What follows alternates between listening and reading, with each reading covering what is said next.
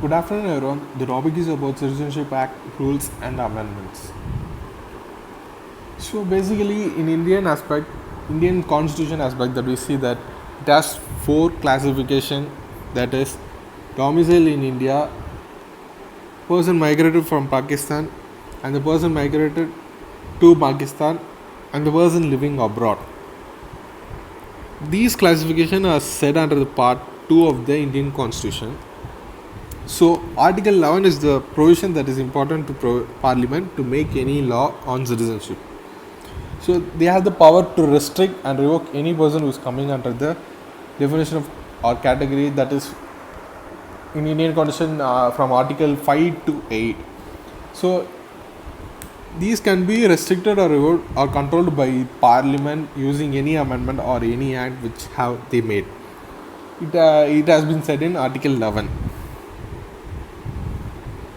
Citizenship Act 1955. In Citizenship Act, it has two categories, that is by accusation and the laws of citizenship. So in accusation of citizenship, it has five conditions, that is by birth, by descent, by registration, by incorporation, and by naturalization. So and the laws of citizenship has three categories, that is renunciation, termination, and deprivation. So let's see about the act, a clear of definition. The accusation of citizenship, that is section 3, talks about citizenship by birth. Who's born in India will get a citizenship. So section 3 talks about citizenship by birth. Who's born in India will get a citizenship. This condition is till 1st July 1987. After that, 1987, they added another condition, that is either of the parents should be an Indian or they have been an Indian origin. This condition till 3rd December 2003, and after the 3rd December 2003, a new condition was introduced, that is either of the parents should not be an illegal migrants. These are the conditions which said in the section 3 under this act. So let's talk about section 4, which is citizenship by descent. That is, a person born out of India can also get citizenship through descent or legacy. So that is, a person born out of India has a three condition to be fulfilled for getting a citizenship in India. That is 26 January 1950 to 10th December 1992.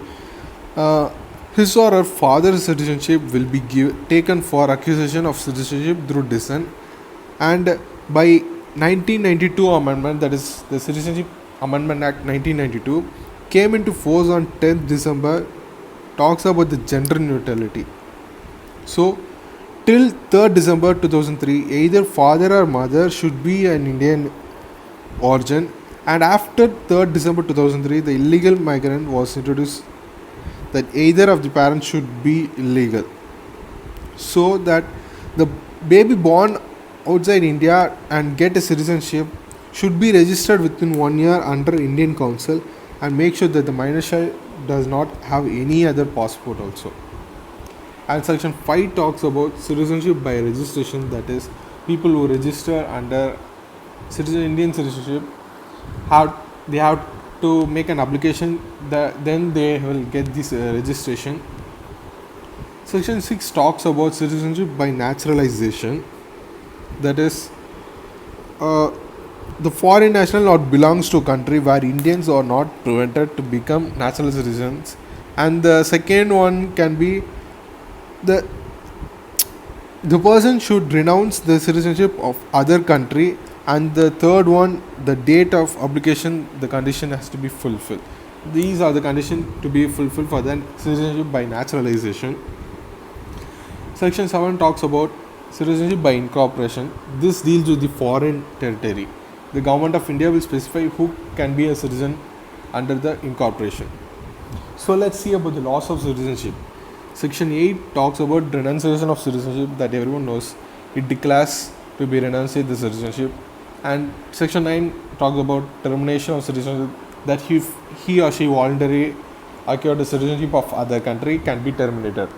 And section 10 talks about deprivation of citizenship, that if a person having a fraudulent document or disobeyed the regulations or communication with enemy country, he or she has been in jail for 2 years of rigorous imprisonment within 5 years, he won't get the citizenship.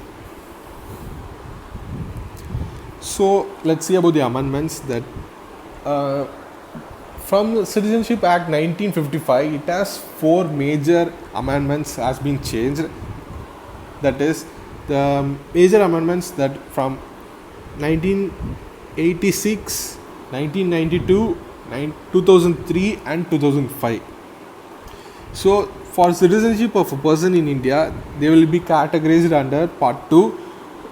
Everybody knows that the citizenship can be acquired by Constitution of India under part 2 from article 5 to 11.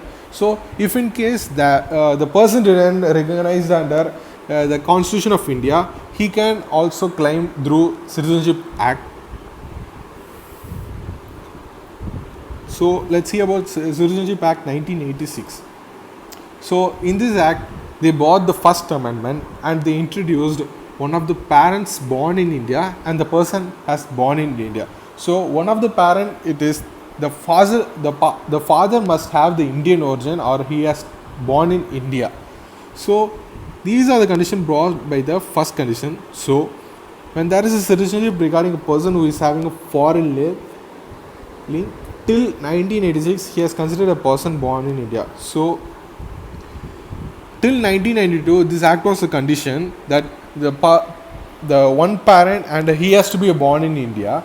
The one parent is the father having an Indian origin. So in 1992 it has, after the 1992 act, it has brought a discrimination against women was removed. So they have made that both the father and mother has to be born in India, which was sent in Act 1992. These are in 1992 we have seen in the previous. So let's see about 2003, the Amendment Act. So in 2003 Amendment Act, it introduced illegal migrants. As been said in 2003, these illegal migrants will not get registration or naturalization by any form of citizenship. So in 2005 Act, it says about overseas citizens and their provisions. Citizenship Act 2019. So this is the present amendment that it seeks to fast track citizenship for persecuted minority groups in Pakistan and Bangladesh and Afghanistan.